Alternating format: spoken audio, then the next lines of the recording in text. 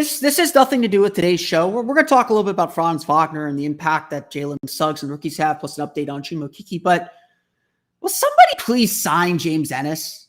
Like, this isn't just the players thing. Somebody sign James Ennis. This has been a public service announcement from Locked On Magic.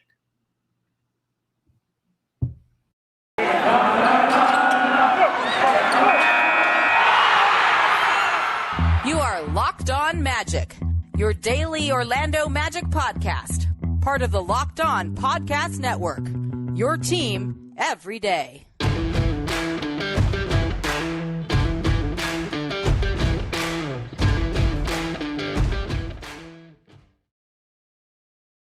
And you are indeed Locked On Magic. Today is October 12th, 2021. My name is Philip Rossman-Reich. I'm the expert and site editor over at OrlandoMagicDaily.com. Of course, follow me on Twitter at PhilipRR_OMD.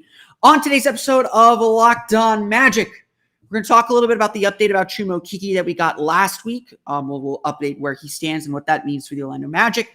What that means for Franz Wagner as he starts his career, what we're expecting from Franz Wagner this year, plus why the rookies are so critical to the Magic having any kind of success this season. We'll get to that all coming up here in just a moment. But before we do any of that, I do remind you all, you can check out all the great podcasts on the Locked On Podcast Network by searching for every download podcast for Locked On and the team you're looking for.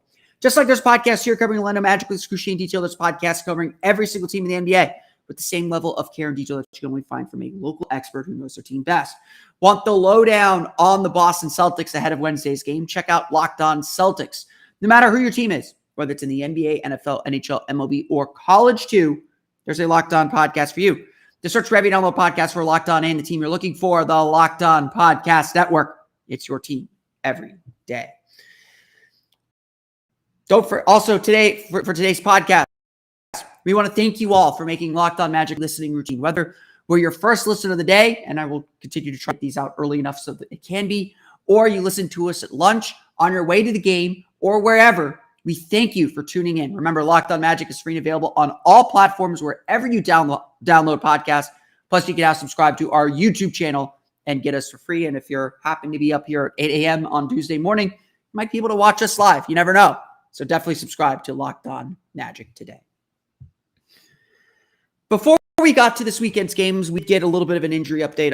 I was able to ask Jamal Mosley on Friday for an update on Chuma Okeke. We've kind of been in and out of practice. When I've been in practice, toward the end, you usually see Chuma Okeke kind of off in the corner or on the far side of the court, doing wind sprints. And then, the coaches and the trainers looking, watching him very, very carefully. We've kind of lost track of Chuma Okeke a little bit. Jeff Weltman told us at Media Day that he had a bit of a hip bruise. The extent of that hip bruise is not particularly clear, but knowing the Magic, they've been extremely cautious with him, as they've been with everyone. But there was a sense that it was day-to-day, that it wasn't something that was going to be serious. But obviously, Chuma Okeke has not participated in practice as far as we can tell. He certainly hasn't been part of these games, and that's been a huge hindrance for this team. And so there's really no update. Well, Jamal Mosley said that he will not, that obviously Chuma Okeke missed Sunday's game, but he will also miss Wednesday's game. He's expected to miss Wednesday's game against the Celtics. But he remains on track for his recovery. He remains kind of on the path that the team has put him on. Now, again, whether that means he's going to be ready for the regular season opener next Wednesday against the Spurs, or whether that means there's a further out timeline that we don't know, those are fair questions to ask. The Magic are very coy about timelines. They're very careful, very safe about how they bring guys back, very cautious about how they bring guys back. So obviously, Jonathan Isaac's been out for a while as well. Undoubtedly, though, the absence of Chuma Okeke, a player that many of us believed could be in line to start at small forward, has had a huge effect on this preseason and on this training camp. Like 2 years ago when Aaron Gordon went down, when Jonathan Isaac went down, when Al-Farouq Aminu went down, the Magic are essentially down a position, a whole position playing group. The Magic are without some very, very key players. Obviously, Jonathan Isaac is still out. And while Jonathan Isaac was on several podcasts, has been making the media rounds, if you want to listen to those, feel free to. I'm not going to advertise those podcasts. He did say on the Will Kane show, however, on Fox News, that if it were up to him, he'd be playing right now. So the question then is, where is he in the Magic's protocol? how close to the Magic think he is, and again, how close do we think it is till we see him play. Now, obviously, he's a player. He wants to be out there and playing. You want that from him. I want Jonathan Isaac to say, hey, I'm ready to play. I feel good. I want to play. But he obviously has to work with the medical professionals and the doctors and the team's physicians and the team's trainers to get ready to be back to play, because the NBA is not easy. This is not something you can just dive right into. It's not something that you can just walk off the street and play. This isn't 2K where, guy has been injured and all of a sudden the computer tells you he's back and ready to go and you can just play him 35 minutes. That's not how this works. Someone was saying like, oh, I want to see Mo Bamba play 30 minutes per game. And I want to talk more about Mo Bamba later on in the week. But I told them like, look, Mo Bamba has played 27 or more minutes in a game 4 times in his career. Sunday night against the Spurs was number 5. This guy has just not played a lot. You don't just ramp immediately up to those kinds of minutes. You gotta build up to it. And so certainly whenever Isaac comes back, I kind of expect him to come off the bench. I kind of expect the Magic to bring him along very, very slowly. Slowly expand his minutes. It's going to be a process with Jonathan Isaac. But the thing is, not having Isaac was okay because the team had Chuma Okeke. The team had Franz Wagner. The team had a little bit of depth at power forward. And while I think the Magic were always going to try and experiment a little bit with Wendell Carter at the 4, the big reason why the Magic are having to do this, the reason why the Magic, have put Terrence Ross to the starting lineup, the reason why the Magic kind of jumbling their lineups a little bit is because they're down so much at power forward. They don't have enough 4s to get them through the game, to get them through these games. They don't have enough 4s right now to field a freaking roster. And that's where the absence of Chuma Okeke really, really hurts. Hopefully he's back soon. And obviously, number one priority, get players healthy. There's no reason right now, with the way the Magic expect this season to go, there's no reason to push guys faster and further than they otherwise would be able to. That's the reality here. The Magic have no reason to kind of speed things up a little bit. They should be working at their pace, and by all accounts, they are. But it hurts, and it's hurt this team's preparation. It hurts this team. Hurts this team's ability to look at the lineup combinations they want to use. Some of this experimenting we're seeing in the preseason, it's going to continue into the regular season. And obviously, most of us suspect that the Magic are not so focused on wins and losses, that wins and losses aren't the only goal this year or aren't the measure of success, but you still want to put players in positions to succeed. I think Franz Wagner has struggled a little bit. We haven't been able to look at Franz Wagner a lot at the 3 and figure out exactly what we have in him, because the Magic have had to essentially kind of shoehorn him into this one specific role. And whereas Steve Clifford might say that's a good thing, let's envision a singular role for him, keep things simple. And I'm all for that too. But you also want to kind of give, with the way the Magic are playing now, you want to give them a little bit of freedom to kind of explore a little bit and get to know how they play and how they play together. Injuries are part of life. You can't get around them. You have to adjust. You have to be flexible enough to deal with them. That is a big piece of this puzzle. That is a big piece of what the Magic are doing as well. So obviously it's something that you have to wait to solve. You could shake your fists at it. You can be angry about it, but at the end of the day, it's waiting for Chuma Okeke to be cleared and healthy to play. And again, it could happen by opening night and we could see the rotation. I doubt it, but he could be cleared to play. He could be practicing a little bit, and the Magic are just holding him out of these games so they can continue to control the environment in which he's playing and in the environment in which he's recovering. I think, I was told by someone a long time ago that coaches always prefer practice, and at this time of year, they always prefer practice to games, because in practice, they can stop, they can correct, and then they can continue. And it's the same way with injured players. In a game, you can't stop the game to ask how a guy's doing. You can't stop the game when it looks like he's struggling a little bit. You have to wait for a dead ball. You have to wait for the game to kind of flow into that. And in practice, you control the environment. You control a lot of things in practice. And so obviously, I think he has to clear a practice hurdle far before he clears a game hurdle. Obviously, with Chuma Okeke's absence, we've seen a lot more Franz Wagner than I think we thought we would. Our early impressions of Franz Wagner, and what is in store for the rookie coming up in just a moment. But first, basketball season is just a week away. The NBA regular season begins next Tuesday. Let me repeat that. The NBA regular season begins next Tuesday. So it's time to get your fantasy basketball game in order. But most of us who play fantasy basketball probably agree that it is pretty mundane. Unless you're in a few select leagues like the strange fantasy basketball league that I play in. I made the playoffs 2 of the last 3 years. I've won 2 playoff series. I'm trying to figure out how to build my championship team. But that's neither here nor there.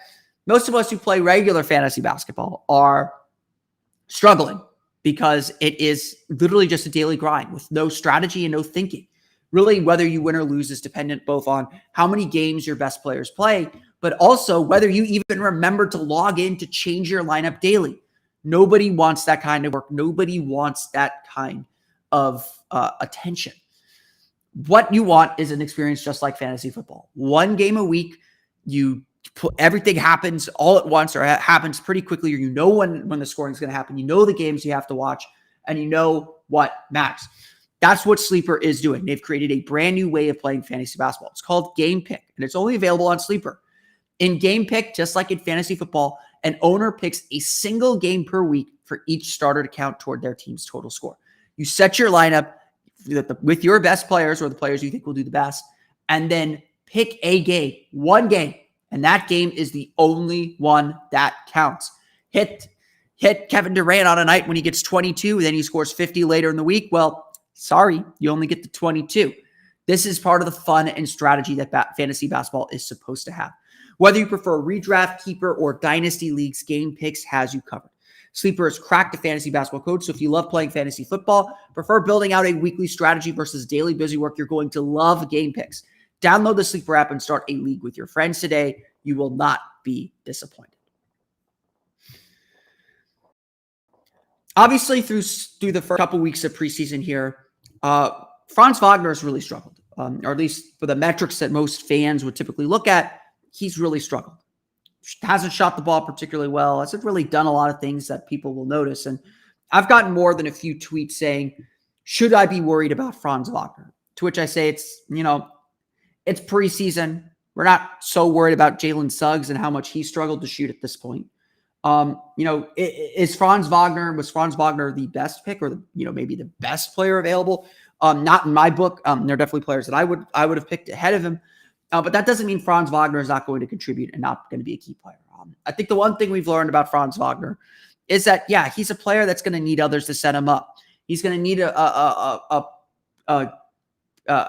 offensive game plan that's going to work the ball around the perimeter to him. He's going to need cutting space. He's going to need slashing space. But by all accounts, everyone is still very, very high on this kid. And you shouldn't give up on him after 3 preseason games. There's still a lot of season to play. He looked a whole lot better in Sunday's game, at least from the counting stats perspective. But it's going to be tough for Franz Wagner, no doubt. There's a reason why I didn't have Franz Wagner really on my board. And it's not that I didn't think he was a good player. It's just I didn't see the fit. Considering the Magic had Jonathan Isaac, had Chuma Okeke. They had guys to fill that 3-4 spot, and it felt like Wagner was always better as a 4 than as a 3. So the question then becomes, how does Franz Wagner fit into this puzzle? What does he bring to the table? And what is he going to bring in his rookie year? That is a tricky question to solve because we're still figuring out exactly who Wagner is. Undoubtedly, the key to his success is going to be his 3-point shooting, which he has shown a little bit in preseason. It hasn't, obviously, the shots have not been falling for him. And the Magic are going to have to find ways to take advantage of his slashing and cutting. So far with the offense that we've seen, the Magic can do that, but it takes work. It takes a lot of work to be that good and to kind of play that kind of offense. I'm a fan of those kinds of offenses. I love cutting and motion offenses. We haven't really seen the Magic play a whole lot of that quite yet as they've kind of struggled to implement and install their offense. And, again, it's preseason. I don't want to put it past anyone that the Magic are still hiding some of their best stuff and some of the things that they really want to do in practice. They're not ready to show it to the world quite yet. Wagner, though, is going to face some challenges. Obviously, there will be playing time pinches a little bit with Isaac and Okeke when they're healthy. So Wagner is going to have to spend this first part of the season really establishing himself and establishing what he can do because there's going to be competition there. He's going to have to show that he can be versatile. And again, I think that's one of the problems with Chuma Okeke being out is we haven't really gotten to see Wagner play the 3 very much. He's had to play mostly the 4. because the Magic are just so short at that position. There's still a lot, frankly, there's still a lot to sort through, a lot to get through, a lot to find out and discover about Franz Wagner. We just haven't seen it yet. So obviously the Magic have their work cut out for them. They have a lot of development to do with this kid. He's had his struggles so far this season. There's no doubt about that. There's no doubt that he has had some difficulties kind of finding his way, but Wagner's still done plenty good. The coaches have all said it, maybe those are platitudes. The players have said it. They certainly won't say he's playing poorly, but he's done good things. In Wednesday's game, really watch how he moves off the ball. Watch how he defends off the ball, because that's really the value the Magic we're looking for from him. They got plenty of guys who can operate on the ball. They need a floor spacer. They need someone who can slash to the basket. They need someone who can score at the rim. And that's what Franz Wagner is supposed to be. Whether he can hit that, whether he can get there, is an open question, to say the least. I'm not sure if he can. I think he could be a solid player. I'm not expecting him to be an all-star. And again, whether you think that's what the Magic need to get at 8, I was big on saying the Magic should take a little bit of a star swing or take a deeper cut, but Wagner felt like a very safe single. And again, is that what you need at 8?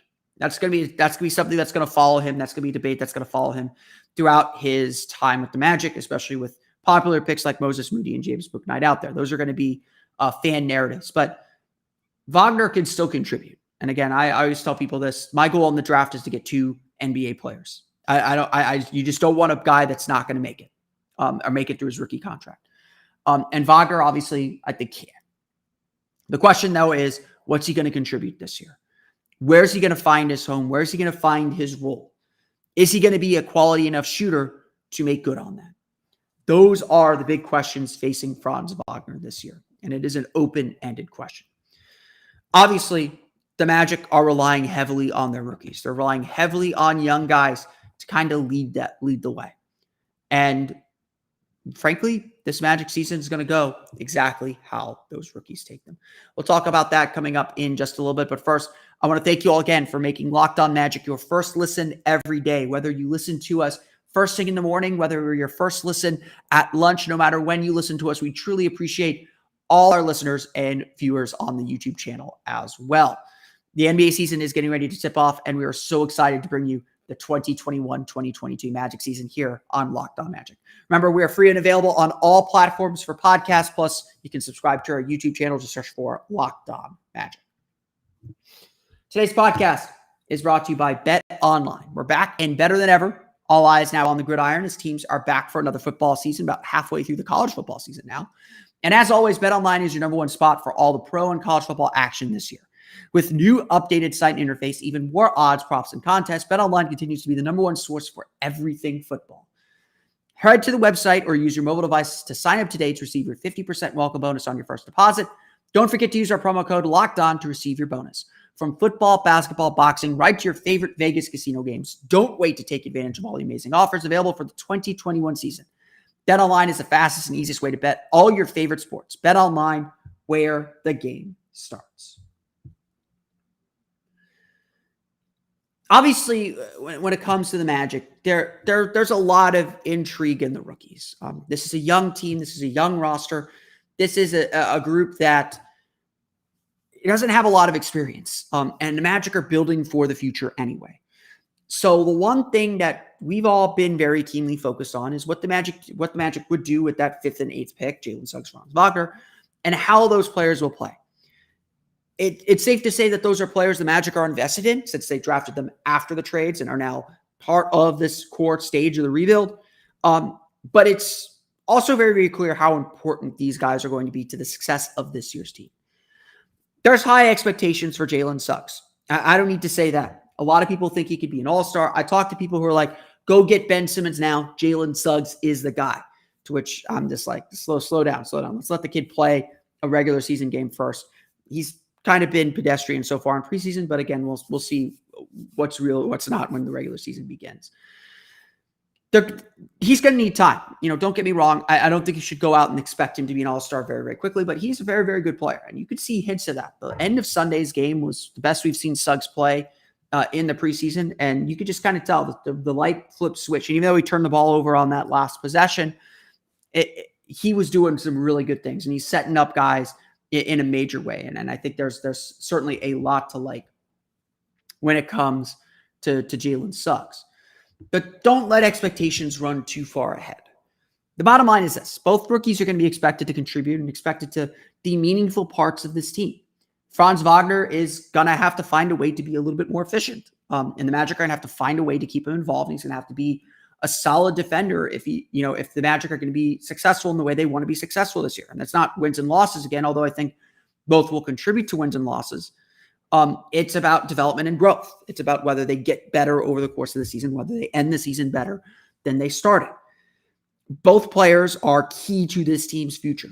There's no way around it, no way to change it, no way to fix that. That is what this team needs to be about.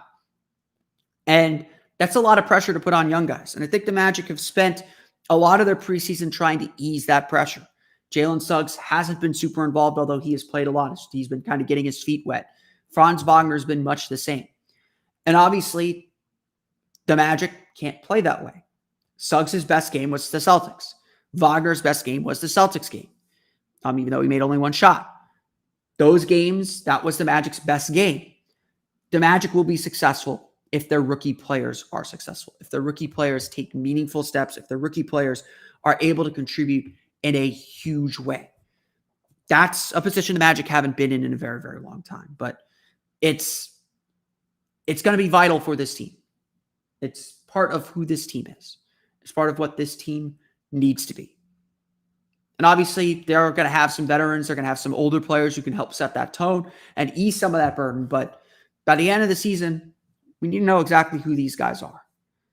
And so the rookies are going to play a vital role. And that's just the truth.